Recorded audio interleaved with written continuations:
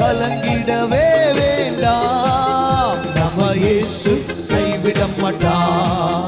நம்ம இயேசு கைவிட மாட்டான். நான் ஒரு காரியத்தை சொல்றேன், ஆண்டவருக்கு சொல்றேன்.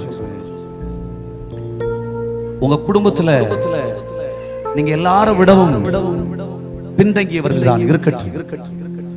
ஆனா நீங்க உங்க வாழ்க்கையில இயேசுவை எப்பொழுதும் உங்க இருதயத்துல வச்சுக்கிட்டு, யாருக்கும் தெரியாது உங்களுக்குள்ள இயேசு இருக்கிறார் என்று. உங்க குடும்பத்துல உன்னை சொல்லுவாங்க, நீ அறிவு கெட்டவனா, சும்மா இயேசு இயேசுன்ற, சும்மா இயேசு இயேசுன்னு சொல்ற என்று பல பேர் உங்களை சொல்லி இருக்கலாம். உனக்குள் இருக்கிற இயேசு, உனக்குள் இருக்கிற இயேசு, நீ தலைவராய் கொண்டிருக்கிற இயேசு, மேய்ப்பராய் கொண்டிருக்கிற இயேசு, நீ என்னைக்கும் பின்னாக நிற்க தெய்வம் அனுமதிக்க மாட்டார்.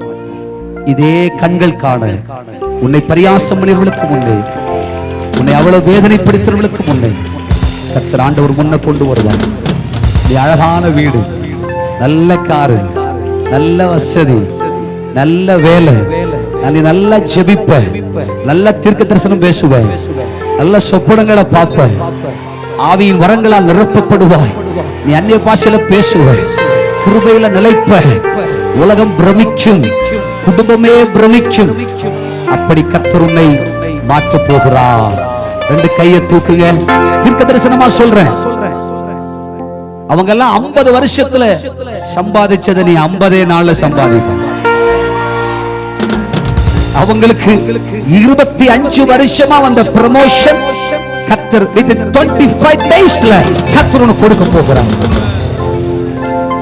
எஸ், ஹல்லேலூயா. கர்த்தர் அதை செய்ய போகிறார். கலங்கிடவே வேண்டாம், கலங்கிடவே வேண்டாம். நம்ம இயேசு கைவிட மாட்டான். நம்ம இயேசு கைவிட மாட்டான்.